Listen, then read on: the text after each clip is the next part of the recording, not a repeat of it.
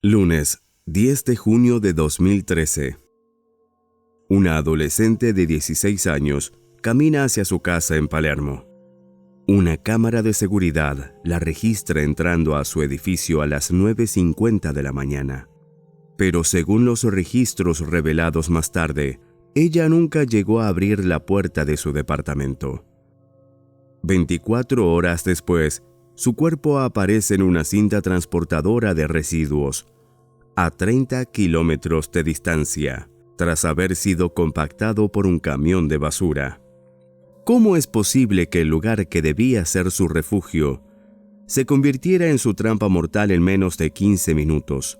Hoy, en La Lupa Criminal, analizamos el caso que mantuvo en vilo a un país, el crimen de Ángeles Rawson.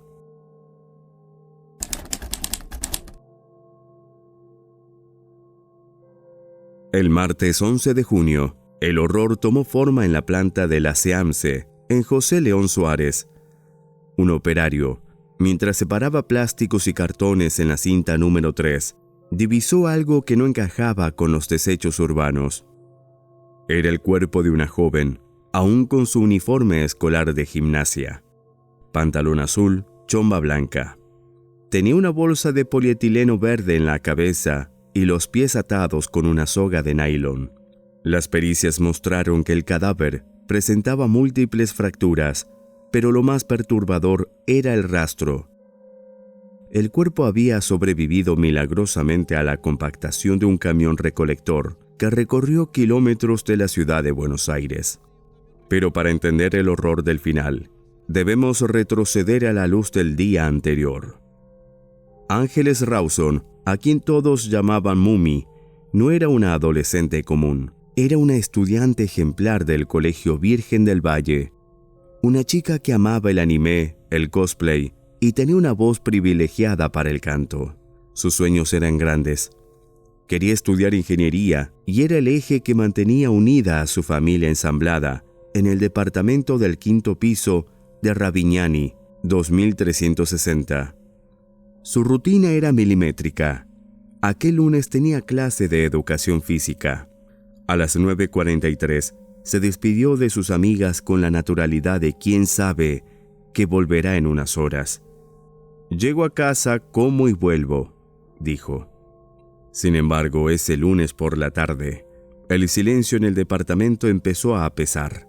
Su madre, Jimena Aduriz, al regresar, encontró que la comida que la había dejado preparada estaba intacta.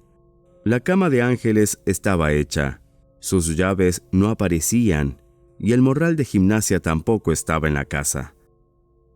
El misterio comenzó a gestarse entre las 4 paredes del edificio. Durante las primeras 48 horas, la prensa especuló con un secuestro al voleo y una red de trata. Se decía que Ángeles nunca había llegado a entrar a su casa. Según los investigadores, el relato inicial se centró exclusivamente en el trayecto de las 6 cuadras que separaban el predio de deportes de su edificio. Sin embargo, una cámara de seguridad, que inicialmente fue ignorada por la policía local, terminó siendo la clave. Ángeles sí entró al edificio. El peligro no estaba fuera, en las calles de Palermo. El peligro estaba adentro. El primer nombre que surgió como persona de interés fue Sergio Opatowski, el padrastro de la joven. Su actitud frente a las cámaras de televisión, a veces demasiado tranquilo o incluso sonriente, alimentó un juicio social implacable. La fiscalía consideró en un momento que su coartada sobre una visita al banco era débil y confusa. Se realizaron allanamientos exhaustivos en el departamento. Se llevaron sábanas, ropa y computadoras. Opatowski fue señalado y perseguido por los medios antes que por la justicia. No obstante, las pericias mostraron luego que él no tenía rasguños ni signos de lucha en su cuerpo. A pesar del estigma mediático, Opatowski nunca fue formalmente imputado y fue finalmente liberado de toda sospecha criminal, aunque para muchos espectadores de la época, el sospechoso seguía siendo él. Mientras el país miraba hacia el quinto piso, en el subsuelo del edificio, otra historia se escribía. Jorge Mangieri, el encargado del edificio desde hacía 11 años, comenzó a mostrar un comportamiento errático. Los registros revelaron que el encargado faltó al trabajo, alegando una gripe repentina justo el día de la desaparición. Sus vecinos lo describían como un hombre servicial, casi un abuelo para los chicos del edificio, pero las contradicciones empezaron a brotar como grietas en un muro. Las pericias mostraron que el sótano del edificio había sido limpiado con lavandina de forma obsesiva en las horas posteriores al crimen. Según los investigadores, Mangieri intentaba borrar rastros de una lucha que ocurrió en la zona de la portería o el sótano, pero el destino le tenía preparada una sorpresa al sospechoso. El viernes por la noche, Mangieri fue citado a declarar como testigo. Durante el interrogatorio, su versión de los hechos se desmoronó. Dijo que había sido secuestrado por policías en un auto negro y torturado con cigarrillos para que se hiciera cargo del crimen. Mostró heridas en su cuerpo, pero los médicos legistas fueron tajantes. Esas marcas no eran de tortura, eran lesiones de defensa. Alguien le había clavado las uñas en un intento desesperado por sobrevivir. Esa madrugada, acorralado por las evidencias y sus propias mentiras, Mangieri se quebró frente a la fiscal. «Fui yo», confesó, aunque esa declaración, al no ser ante un juez, no tenía valor legal inmediato. El país despertó el sábado con la noticia de que el encargado era el asesino, pero el proceso legal apenas comenzaba y los errores policiales iniciales amenazaban con tirar abajo toda la causa. Una cámara de seguridad ignorada, testimonios que cambiaban y una evidencia que aparecía tarde cambiarían el rumbo de la justicia.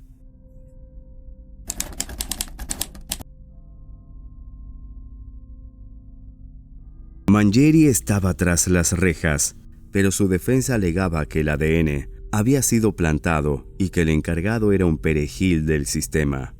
Pero lo que no sabían era que Ángeles, en sus últimos segundos de vida, había dejado un mensaje biológico que ninguna lavandina podría borrar. ¿Y si te dijera que la primera autopsia se equivocó por completo sobre cómo murió la joven? Quédense hasta el final, porque lo que descubrieron los peritos bajo las uñas de Ángeles Rawson no solo condenó a su asesino, sino que reveló una ferocidad que nadie quería imaginar.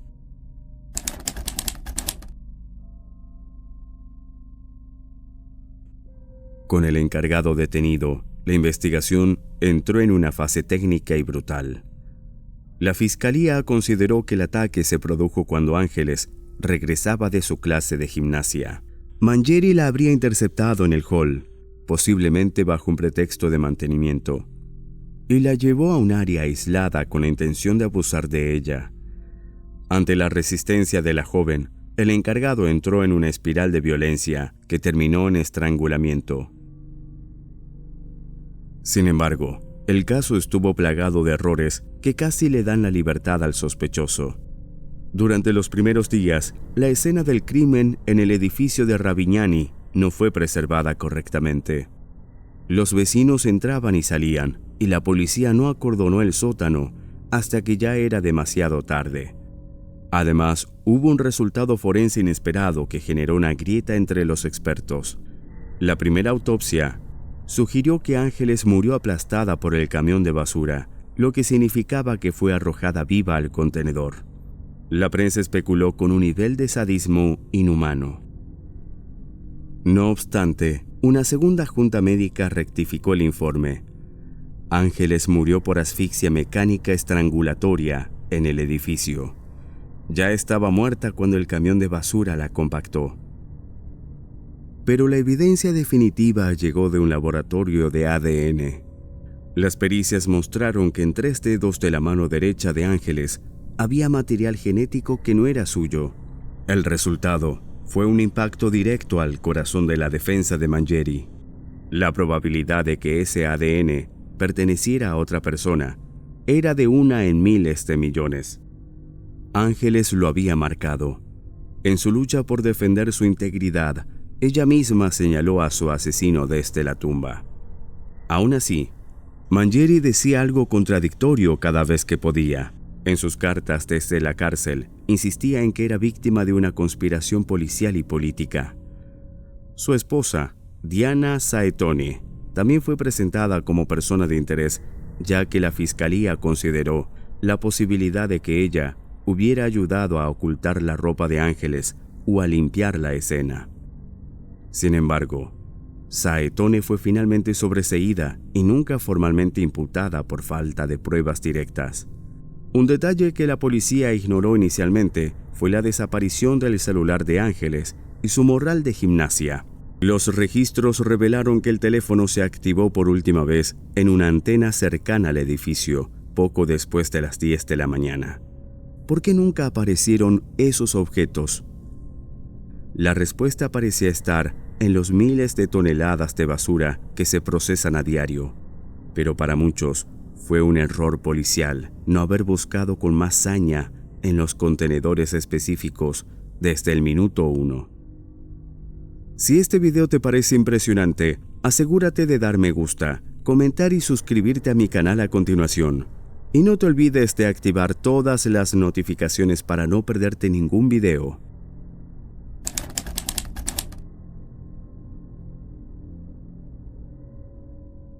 El juicio oral comenzó en 2015.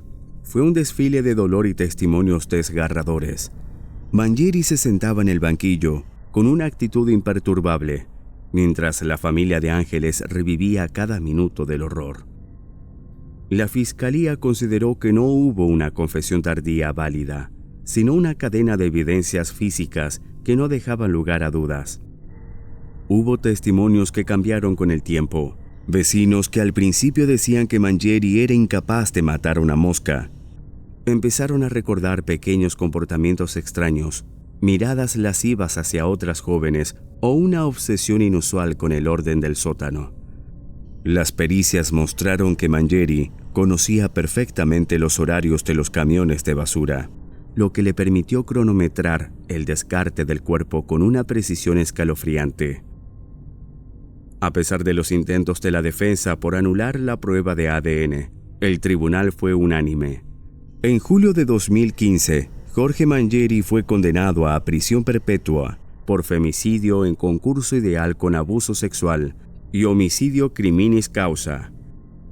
Ángeles, con su resistencia, se había asegurado de que su asesino no caminara libre nunca más. La capa emocional de este caso nos deja una herida que no cierra. Ángeles era la hija que cualquier padre querría tener. Era una chica con proyectos, con canciones a medio grabar y libros de ingeniería por abrir. Su rutina era la de cualquier adolescente que confía en el mundo, y esa confianza fue traicionada por la persona que debía cuidar la seguridad de su hogar. La incertidumbre de saber que el peligro puede estar detrás de una puerta conocida es una sombra que aún persigue a los habitantes de Palermo. La reflexión humana que nos deja Ángeles Rawson es profunda. ¿Cuántas señales ignoramos por el simple hecho de que provienen de alguien conocido? Su muerte impulsó el movimiento Ni Una Menos en Argentina, convirtiendo su nombre en una bandera de lucha contra la violencia de género. Su madre, Jimena, siempre dice que Ángeles se defendió por todas, y los hechos le dan la razón. ¿Estamos realmente seguros en nuestros edificios? ¿Conocemos de verdad a quienes tienen las llaves de nuestra cotidianidad? La pregunta queda flotando en el aire de la calle Ravignani, donde el departamento del quinto piso y la portería del subsuelo guardan secretos que solo la ciencia pudo gritar. Como dato final fuerte, debemos recordar que Mangieri, hasta el día de hoy, sigue negando el crimen desde su celda, a pesar de que la evidencia biológica es indiscutible. Sin embargo, hay un detalle que la justicia nunca pudo resolver. El morral de Ángeles y su teléfono celular jamás fueron encontrados, como si una parte de su vida se hubiera negado a ser recuperada de la basura, dejando un vacío físico que ninguna condena podrá llenar.